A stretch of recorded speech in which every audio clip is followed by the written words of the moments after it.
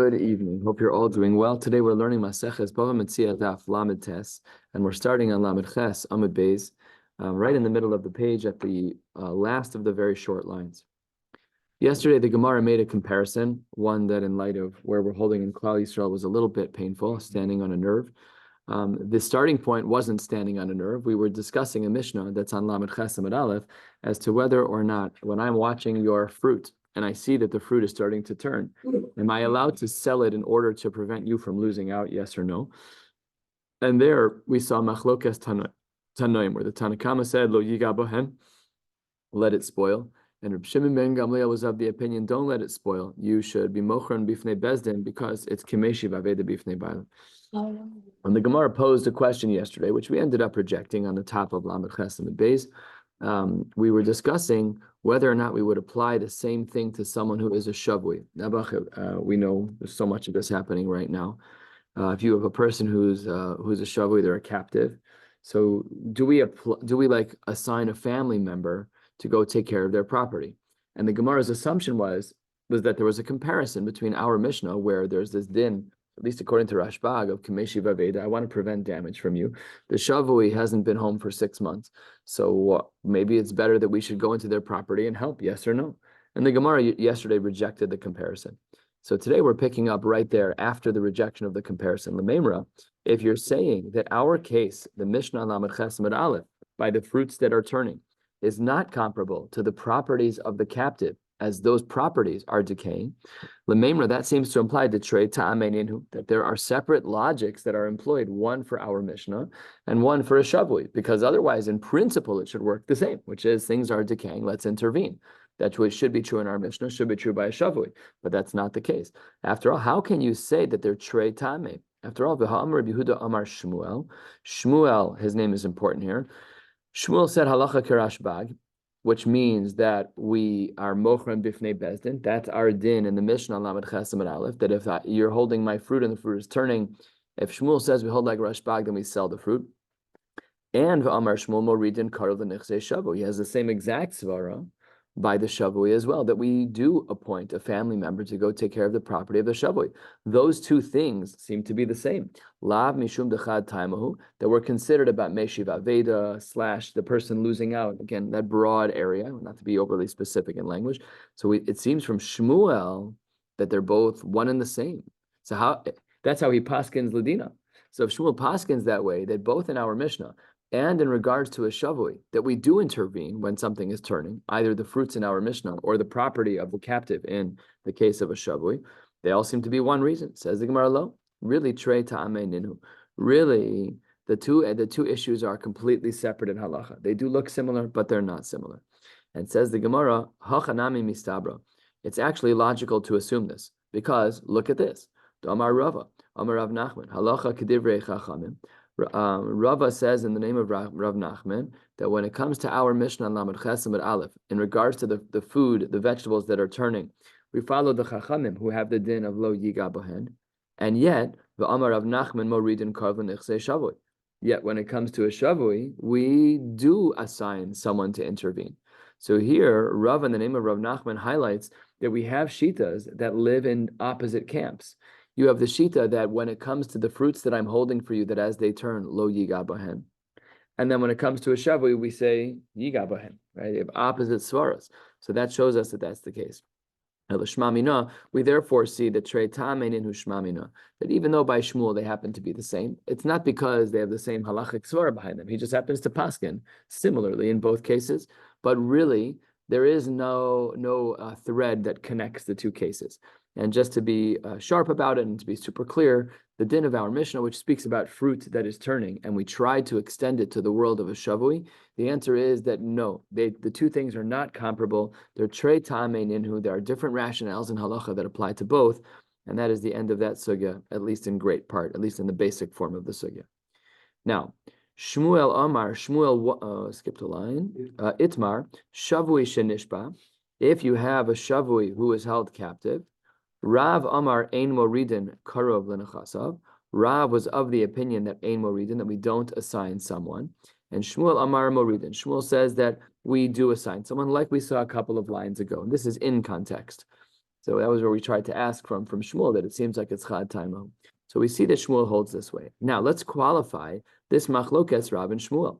We're 5-6 lines into the wide lines on Lamed Chesamid Beis. B'sheshama bo shemeis, if they nebach here that one of the captives, or that the captive that we're talking about died. We just heard this news now that they found the body of a captive. So when you hear that, kuli alma lo pligi de moridim, at that point, there's no doubt that we get a family member, likely the family member who will be the yoresh, to go take over the property. At the end of the day, it's going to go to the family member sooner or later. What are we waiting for?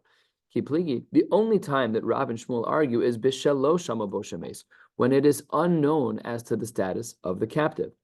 So says the Gemara, Rav Amar Ein Moridin Dilma Masilu. Rav says that if the captive is potentially alive, we just don't know that he's dead. We also don't know that he's alive, but we don't know that he's dead. So then we don't assign a family member because Dilma Mafsidlahu, perhaps they won't do a good job of watering the grass, of fertilizing the grass, of planting. They may not be a baki badavar. They may ruin it. And then if they ruin it and the guy shows up, who's paying for the losses? Masha Enkeinu Shmuel Amar Moridin. Shmuel says, no, we do send a family member. Kevan de Amar Mar, because we say Shaimin lahu ka'aris lo mafsid lahu, that because the family member who's working the field is spending time on the field. So let's say that there's a shavui, and I'm a family member. So I'm appointed by Shmuel because Shmuel says you appoint the family member. So I'm down there working on the field. I get paid like an aris. What that means is that if the shavui comes back, I can say to him, welcome back, big hug. I love you, so glad to see you. By the way, I've been working hourly for you for the duration of your captivity. You owe me X amount of money. And therefore, says Shmuel, because you're being paid, lo mafsilahu, you're not going to ruin it. So here we have a machlokes Rav and Shmuel, that when we don't know if the captive is dead, Rav says that we do not assign someone because we're afraid he's going to ruin the property. Shmuel says we do assign someone because since he's paid, we don't assume he's going to ruin the property. Now let's analyze. Meisvei, 2/3 of the way down, we have a brisa. Rabbi Lazar Omer, mimashma shenamar, because the pasuk says in Sefer Shemos, v'chara api v'haragti eschem. This is a tochacha pasuk that when HaKadosh Baruch Hu was angry, v'haragti eschem, that he would kill the men, referring to the men in this case. Says the Gemara, now that the pasuk has been half quoted, Yodea ani, I know that once the husbands died, sheneshosem almanos uvneim yisomim. That's how it works. When the husband dies, by definition, the almana is an almana, and the yisomim are yisomim. I don't need the rest of the pasuk to tell me that, but it did. Elamat Talmud Lomar, why does the pasuk continue to say that your wives are in fact almanos and your children are yisomim? Why are you stating the obvious? The Torah's parchment is real estate, and it's very precious. Every letter is extra. Every letter needs to be there. So it's not extra. Every letter needs to be there. So why does the pasuk say that when the man dies, that therefore the woman's going to become an alman and the kids will be yisomim? And those are dvarim pshutim. Says the Gemara, Malamed, what does this come to teach us? A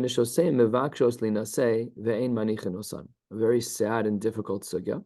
And there are people who are in this boat, at least for the current stage, that the wives who are interested in remarrying are not allowed to remarry. When there's a captive, but we don't know the status of the captive, we don't assume death and we don't assume life.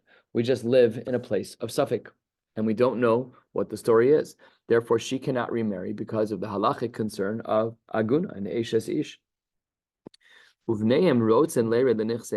the boys were like, listen, even if the boys believe deep in their hearts that their father was dead, but if they don't know, they can't start taking over dad's property as a Yerusha. And we don't allow for them to become owners of the family. Now, this is a problem, because what did we just say in the last sentence here? We said that the boys, the family members of this of the man who died, that they wanted to go take the property, but we don't allow them. But that's Shitas Rav, which means that this whole thing is a kasha on Shmuel. Shmuel, a little bit earlier, Shmuel, 6 lines into the wide line, said, Shmuel Amar Maridin Karl Nechasa. Shmuel said, you're allowed to go down into that property. Over here in this brisa from the pasuk of the Tochacha, what do we see? That Uvneim Rotzen Lered L'Nechseavihan Ve'ein Manichin Osan. Not going to happen. So that's what the Gemara says is a kasha on Shmuel. Says the Gemara, no. Amar Rava, what did that brisa mean when it was talking about the man that died in the Tochacha and the extra psukim to teach us that a woman is not allowed to remarry? Amar Rava, Lered V'Limkor Tanat. All we're saying is that the boys are not allowed to go in and sell the father's properties. That should be ABCs. You can't go into someone's properties and do that. That's not allowed. But Shmuel does hold that you can assign a karov, you can assign a relative to do whatever he needs to do. And the Gemara now tells a story 3/4 of the way down on Lamed Ches Amud Beis, in the middle of the wide lines. Havda Uvda ben Naharda. There was a case like this in Naharda where there were captives. Upashta Rav Sheshes mehamas nisan. And Rav Sheshes tried to paskin from this Mishnah that we just learned about, which is difficult because Rava just qualified that Mishnah as not talking about the same thing. Rava just told us that previous Mishnah was talking about a case where we said that the children are not allowed to sell their father's properties, but they should be able to assign. They should be able to assign a karov.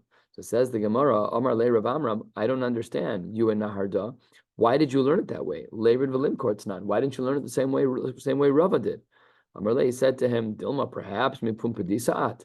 Maybe you're from Pumpadisa, Dema Island Pila, who take an elephant and they place it bekupa demachta, in the eye of a needle. This is a little bit of a mashal of how they thought the people in Pumpadisa learned. They thought that the people in Pumpadisa would take these crazy svaras, square peg, and put it into a round hole, meaning you're coming up with these kakameni svaras that you're trying to employ in halacha. Now, it's okay to do that in the base medrash when you have halachic banter. There are things like this as well. There's a discussion in the what's it called? The Sefer of Rabbi Yashiv Kovetz Chuvos. It's pretty easy. In the Sefer Kovetz Chuvos, he was discussing a halachic shaila of a woman who was halachically a nida so far into her menstrual cycle that she always ovulated before she got to the mikvah. So it was a bit of a problem. They couldn't conceive. Now we can control that with medications. 80 years ago, they couldn't. 70 years ago, whatever it was. So they came up with this mental gymnastics. If you insert a tube by the cervix and the blood of the cervix, the dam nida leaves the body without ever touching the basar of the canal, then technically, nida raisa, she's not a nida, and perhaps she never became a nida in the first place. She doesn't ever have to go to the mikvah, and she's good to go. It's not a psak that you employ. It's a square peg, round hole. It's mental gymnastics. So that's what they were saying about Pumpadisa. You guys are taking an elephant and trying to squeeze it into the eye of a needle. After all, the reason why you're not correct about your understanding is because V'hadumya didn't show sehem uvneim ktani. That when the Brisa spoke about the mother who wasn't allowed to remarry and the son who became a yasom and who wasn't allowed to take the properties, they had a comparison to one another. Mahasam klalo, just like over there by the Isha, out of concern for the fact that her husband might be alive, there's a 0% chance she can remarry. Afachanami klalo. Here too, the same exact thing is true, that the sons are not allowed to have any access whatsoever. Now the Gemara broadens what seems to be our machlokes into a machlokes tanoim. Umoridin karov anichse shavui tanoihi. The discussion of whether or not, when the shavui is assumed to be alive, the discussion of whether or not we're allowed to appoint a family member is actually a discussion in the Tanoim. Says the Gemara, 10 lines from the bottom of Lamed Ches Amud Beis. Hayor lenichse shavui, a person who goes into the properties of a person who's a captive. Ein motziano somiyado. No, we don't take anything out of his hands. Not only do we allow the person to go into the property of the shabui, so let's say a family member goes into the home of the captive. Not only that,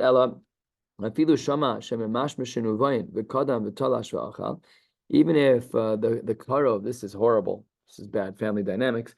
If a karov hears that the shavui is on his way home, he can chap a rayin still and go harvest. Okay, it's not nice, but it might be mutter. Says the Gemara, afilu shama shememash mashinuvayin v'kodam taz v'achal harei zeh zoriz v'nizkar. Okay. Ve'eluhei nichsei shavuyin. What are considered to be the properties of someone who is a shavui? Harei shahaya aviv o echad min hamorishin. If it was a person's father, a person's brother, or anyone from whom he inherits, halchu lahem lemedina sayam v'shamu bahen shemes. And that person went out of town and they heard that he died. Hayored lenichse nitoshim, which we'll soon say is properties that he was forced to give up. If he goes into a property that that the original owner was forced to give up, motziano samiyadu, that we don't allow him to go into. What are these properties that one is forced to give up? And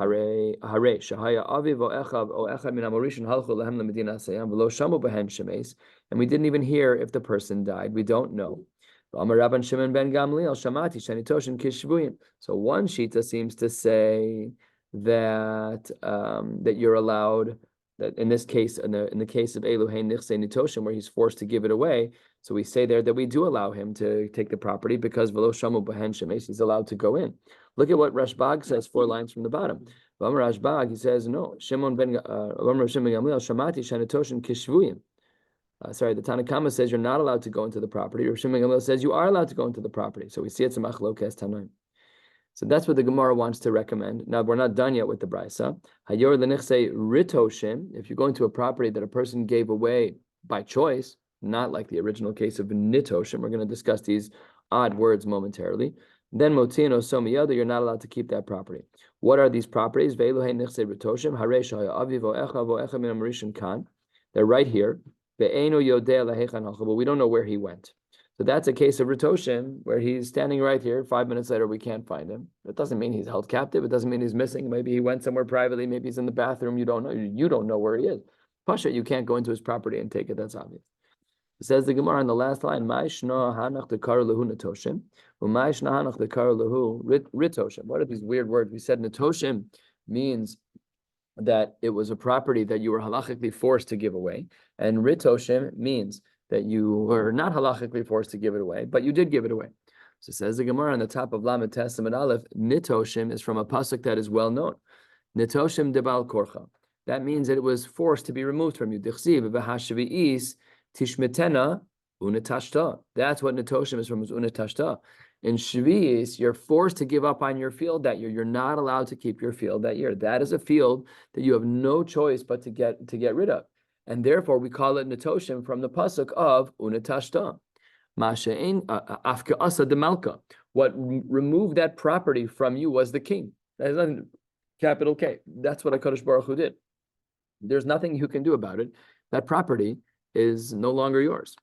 However, Ritushim is demidaita, and that comes from your own knowledge. And the pasuk says in Hosea, we're not going to learn the whole pasuk, but in context, it's im al habanim rotusha, and we're talking about a case where the property was given up on its own. Now, the end of the brisa that we've been learning, the one where we saw that there is a machlokes between Rav Shimon ben Gamliel and the Tanakama about whether or not we say moridin kar l'nichse shavui, whether or not we allow a family member to go into the property of a shavui. The end of that brisa reads as follows: Tana, Lamed Testament Aleph on the 4th line, V'chulam, and in all of these cases, when in fact you go into the property, Shamin lahen ke'aris, you get paid like a worker, like an aris. So says the Gemara, Ahaya. We had numerous cases in our Mishnah. We had Ritoshim, we had Nitoshim, we had a regular case of Shavui. What was this line on? The line over here that says on the 4th line, V'chulam shaman len ke'aris, that the person gets paid like an aris. Ahaya. Which case of the previous brisa is this talking about? Ilema ashvuyin. If you want to say it's talking about the first case of the brisa, well, you'll recall that hashta zaris v'niskar hava, since this guy, even knowing that the shavui is on his way home, he's allowed to be a zaris, he's allowed to take the food, then Mai de Ashbach Miboya Pashad Zaris. He gets to keep all the food. Obviously, he's gonna make a lot of profit. So that can't be what this line of V'chulam means. Ella says the Gemara Aritoshim, if you want to say it's talking about the line of V'chulam Shaman Lahen Ke'aris, that you get paid like an aris, is talking about a case of a property that's Ritoshin, that's a field that you left midaitan v'hamotzino so miyadoktani. That we take them out of that case. You're not allowed to do that because it's midaito. The Gemara gave the example that we just don't know where you are. You ran away. We don't know where you are. Ella, it must be anitoshim. It must be that we're talking about a property that you were forced to give away. And how then does this Gemara say v'chulan shamalahen ka'aris? Says the Gemara lemat. If you want to say according to the rabbis don't allow you to go into that property. Ha'amre Motziano Somiyad. And Reb Shimon ben Gamliel, we saw in the bottom of Lamed Chesamid Beis, he holds Amar Shamati Shanatoshim Kishvuyin. He said that we do allow a person to be morid. So again, this line only makes sense according to one, but what was the point of it? What was the point of the line? Who were we helping? So the Gemara says, you're 100% right. It's a great analysis, and it does apply to the camp of Nitoshim, but we're talking about a case of Kishvuyin, Velo Kishvuyin, Velo Shvuyin. It's a case where there's, it's kind of like a captive. The case of Nitoshim is kind of like a person who is held captive, and it's kind of not. It's kishvuyin. It's similar to a case of a captive where we say de'ein motziin oso miyado, and velo kishvuyin. It's also not like a shavui because the ilu hasam zaris v'niskar v'ilu hacha shaymin leikaris. The chiddush is that in a case of netoshem, we say that the chiddush is that you are paid like an aris. You're not supposed to do it, but if you do, then you are paid like an aris. Says the Gemara a quarter of the way down on Lamed Testament Aleph, Umayshna mehadatnan. How is this any different than a Mishnah that we've already learned in Maseches Ksubis? Hamotzi hotzos al nichse ishto. If a woman brings nichse malug, she brings gifts into the marriage. Nichse malug is a gift that a woman brings into a marriage. She owns the principal, and the husband owns the payros. So a great example of this is an orchard. The Karen, the principal, let's say the orchard prices in at $5 million. She owns that, but I can improve the cost of that by I don't know. I grow it better, and now I make $6 million a year. I get the $1 million profit as a husband. It's one of the perks of a woman bringing nichse malug in. She has something that can create money for the couple, for him. So says the Gemara, in that case of hamotzi hotzos al nichse malug, if a man invests into the nichse malug of the isha, hotzi harbe v'achal kima, or kima v'achal harbe, if he invested a lot and only yielded a little, or if he invested a little and yielded a lot, masha hotzi, umasha achal, whatever he gets, he gets. What we don't see is that the work that he did for the nichse malug gets paid like an aris. Yet it seems similar to our case. Says the Gemara, no, halo damya elalaha. That's not a good comparison. The Gemara doesn't actually say why it's not a good comparison, though we could probably think of a few differences. But the Gemara says the case from Ksubis of the nichse malug is not a good comparison. A third of the way down, halo damya elalaha to the following. Elalaha de amar Rav Chizda is what it says on the side. It's not the Tanan. Hamotzi otzos al nichse ishto ktana, that if a person spends money on his wife, who is halachically a ktana, kimotzi al nichse acher dami. It's like you spent it on a random regular person. Alma, what do we see over here? Kevan de lo samcha daite, since a husband knows that when he's married to a ktana, that she could leave the marriage at any time, what we refer to as miyun. Because a ktana, her whole kiddushin is only derabanan, because she's not really of age from a das perspective, she can literally just walk away from the marriage. So since the husband is lo samcha daite, because he doesn't know if she's going to stay the marriage, and she could always leave and take whatever's with her, takinu le'rabanan ki hechi de lo lifsadinu.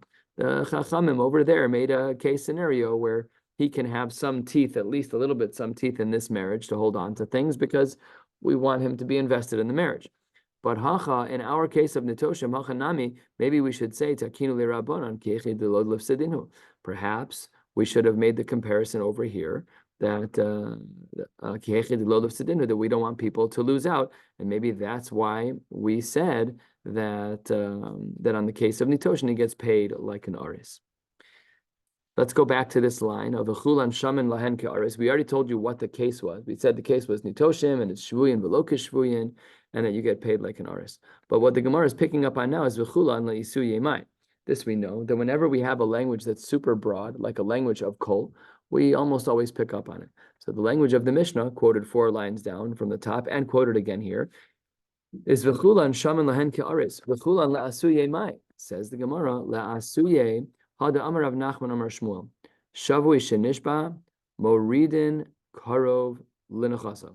This we saw, that Shmuel says, that we're moridin karov l'nechasav, that if there is a shavui, we appoint a family member to go take care of that property while the person is a shavui. Yatza ladas, ein moridin karov l'nechasav. If a person is yotze ladas, so then ladina, technically speaking, Rashi says over here, the last of the thinnest lines, yatza ladas ein moridin, the kevan dahaya shav shipui b'daito, because his das is slipping, v'lo tzivo b'lechto leire l'nechasav shmamina lo nichale. Because the person never said anything as he was losing his das, you're not allowed to go in there. Rav Nachman didei amar boreach harehu kishavui. This is a fascinating halacha. If a person runs away, we actually view them as a shavui, as a captive, which is a little bit interesting. So says the Gemara, that's where Rav Nachman holds, Boreach machmas mai. It says it depends. What do you mean Boreach is a shavui? Doesn't it depend what he's running away from? Machmas karga. If a person's running away because the IRS is chasing him, the karga is the head tax. So he's running away because the guy doesn't want to pay the head tax. Hainu ladas, that's running away, liyata ladas. That's when you run away on your own. You're doing so from your own volition. Goodbye, I'm leaving. That's not kishavui. That doesn't even enter it. You're whatever. You're like trying to skip out on alimony payments. You're just not being a good guy. That's different. Hainu ladas. Ela boreach machmas miradin. Perhaps we should assume that when a man is running away, such that Rav Nachman would say that it's moridin karov l'nechasav, that we treat him like a shavui, that's if he's running away because of miradin. What is miradin? When a person is running from miradin, Rashi tells us exactly what's going on, 4 lines into the middle width lines of Rashi.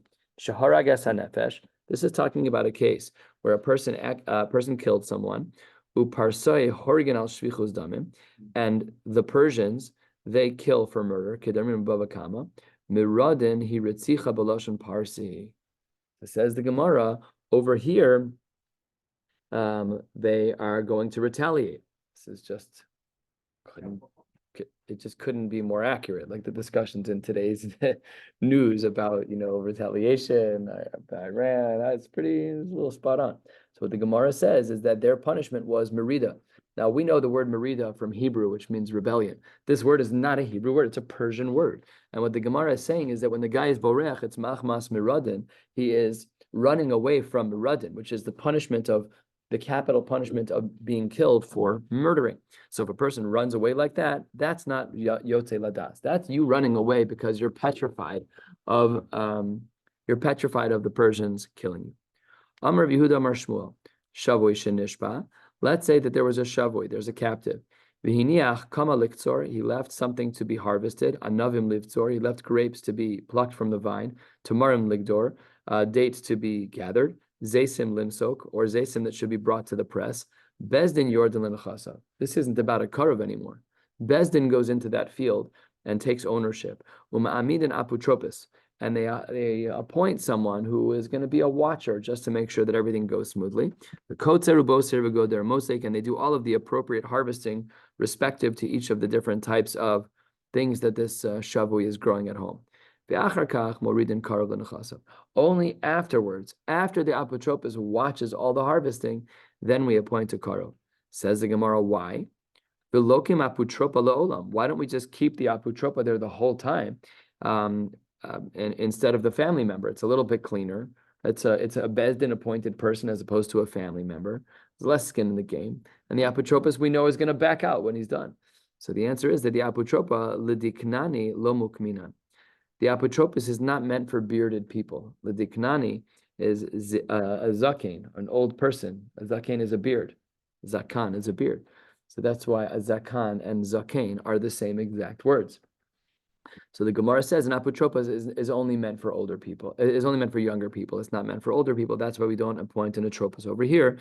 And therefore, in this case, where the shavui had left their farms ready to harvest, Bezdin can go in there with an apotropos, and that apotropos can manage that. After the food has been harvested, then we bring in the family member. Says the Gemara at the 2 dots, 8 lines before the bottom of the page on Lamed Tes Amud Aleph. Amar Rav Huna, 3 dinim that we're going to analyze. Ein moridin katan l'nichse shavui. We never allow a child to be the person who takes over a property when their family members are shavui. Below karov l'nichse katan. We also don't have a karov go into a katan's field. We'll analyze why this is true. Let's say the katan had an estate that was bequeathed to him, and he's for whatever reason he actually owns it. We don't allow a family member to intercede. Below karov machmas karov l'nichse katan. We also don't allow a family member of a family member to go into the property of a katan. We're now going to analyze all 3 of these shitas. 5 lines from the bottom, 6 lines. Ein moridin katan l'nichse shavui. Why do we not allow a child to be the person that's assigned to watch over a property? Dilma mafsidlu. He's a child. What does he know about agriculture? He's going to put too much water, put too little fertilizer, put too much seed, not put enough here, and he's going to make mistakes. Below karov machmas karov l'nichse katan. When we say that a family member of a family member cannot take care of a katan, what is this talking about? That's talking about be'ache ima. It's talking about the brothers from the mother's side. We'll discuss that in a minute. Below karav l'nichsei katan. Why can't a family member go into the property of a katan? Because a katan doesn't know how to advocate for himself. Kevan to lo machi. Because a katan, I have katanim in my family. One of my children tonight told me I'm standing up for myself because she didn't like what I made for dinner. I said, sweetheart, we stand up for ourselves when people are mean to us. We don't stand up to ourselves when we want to rebel against what our parents made for dinner. Let's just get this correct, okay? So this child, it's adorable as she advocated with a quivering lip. It was adorable. It wasn't cute in the moment, but as I stood out of it, it became cute. Only now that I'm saying the story again. Very cute story. So says the Gemara, this child is a child. What does the child know? The child doesn't know anything. Same thing. Imagine a gerus, a giur katan. This kid doesn't know how to give a macha. He doesn't know what he's talking about. He's a katan. There's no das. So says the Gemara, if a katan taka does own a property, and the katan is a shavui, and then they have a karav going into that katan's field, it's not a fair scenario. I'm just making this up. You have a 50-year-old man who went in to go take responsibility for a 10-year-old's property. Kevan de lo machi, since the kid can't advocate for himself. The 50-year-old is going to end up with the property. He doesn't know what he's talking. It's in your best interest. I'll manage it. Whatever. It's just such an easy scenario to manipulate that we're not going to do it. Omar Rava. Rava says, Shama mine mid Rav Huna. What we can infer from Rav Huna is ein machzikin b'nichsei katan, is that we're not going to be machzik. We're not going to hold on to the properties of a katan. It says the Gemara, ve'afilu higdil. This is true, turning to the top of Lamed Testament Beis, even if he becomes a gadol. This is amazing. Now the katan, who was a shavui, now he's back and he's 13, 14, and 15. Still, that property, you're not allowed to bring any family members there. And v'lo amran ela ba'ache de'aba. This is only a limit in regards to ache de'aba, but aval ache de'ima leslan, but there's no concern about the brothers of the mother. Assuming again they're half siblings, they have if the common person is the father, we're concerned about the family member because of Yerusha. But if the common family member is with the mother, if they're similar on the mother's side, we're not worried because the Yerusha doesn't go through the mother. And that's only when we talk about land. Aval bevate, when we talk about a home, less lanba, and the Rishonim explain, because that's what Rashi says 10 lines down. Why is it that if there's a house, we don't care if a person is a karov? Because the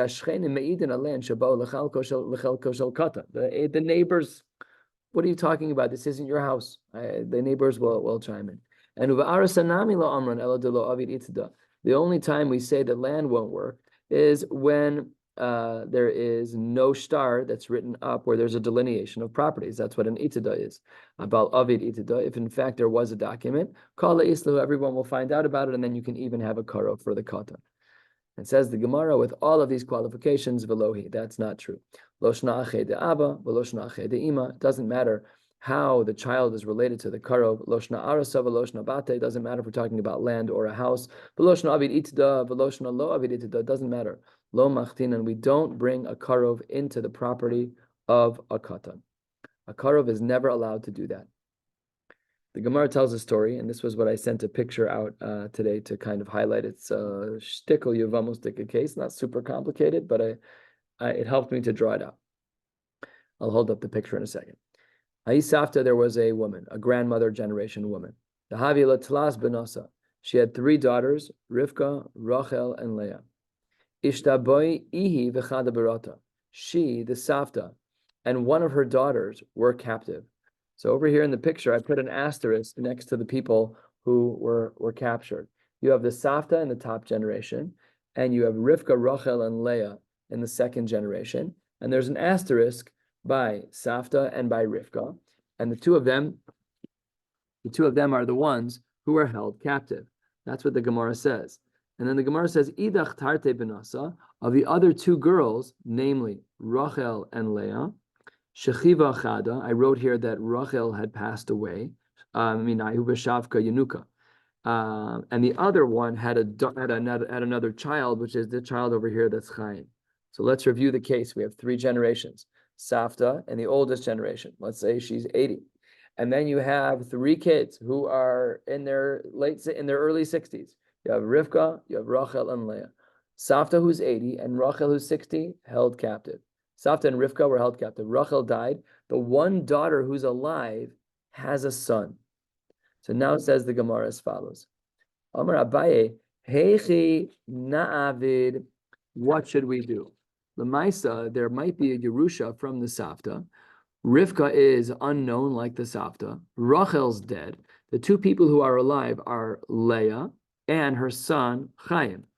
Do we say, says the Gemara, a third of the way down, Lukminhu lenichse biyada de'achta? Do we give it over to Leah the sister? Dil mashchiva savta ve'ein moridin karva nichse katan. Because maybe perhaps the grandmother is dead, and we are not morid a karov to nichse katan, so therefore we shouldn't give it to Chaim, we should give it to Leah. Or nukminhu, perhaps we should say nukminhu lenichse biyada dianuka. We should give the money. We should give the Yerusha from the Savta down to the third generation to Chaim, Dil Maloshchi Savta, because perhaps the Savta is still alive, Vein Moridin Katan L'Nichsei Shavui, and the child can't be brought onto the property of a Shavui, and therefore she can't give it to Leah, so the child gets it. In short, the arrows that you see here, does the money of the Yerusha at this stage, at the unknown, go to Leah, or does it go to Chaim? That's the Gemara's question. And Amar Abaye, this Gemara should take a good couple days to unpack. We're going to learn it in the 8 minutes we have. We'll make the 9:30 mark. Amar Abaye Hilkach Halga Yehivna La La'achta. Half of the amount of money in discussion, let's say it's 100, so 50 goes to the sister. The Idach Palga, the other half, Mukminan Lan Aputropa Lianuka. The other half gets held by an aputropa, by a guard of some kind, by a watchman, for the sake of the child. Fine. Rava argues halfway down. Rava Amar Migu de Mukminan Aputropa Lepalga. Because you already have an aputropos, you already have a watchman for the first half for the child. Well, Mukminan Aputropa Leidach Palga. Then Leah also isn't going to get her half. Everyone should just have the aputropos hold on to things until we know more about the Savta. I don't know what they were in such a rush for. Lesof, says the Gemara, Shamu Deshchiva Savta. Then they found out that the Savta Taka did pass away. We didn't know about the other sister, right? We said that there were two people captured. It was Savta and Rivka. So says the Gemara, we didn't know about those other two. Amar Abaye, then here we have to do more things. Tilsa Yahavinan La'achta. 1/3 we give to the sister, which is Leah, who we know is alive and well. The Tilsa Yahavinan Lianuka.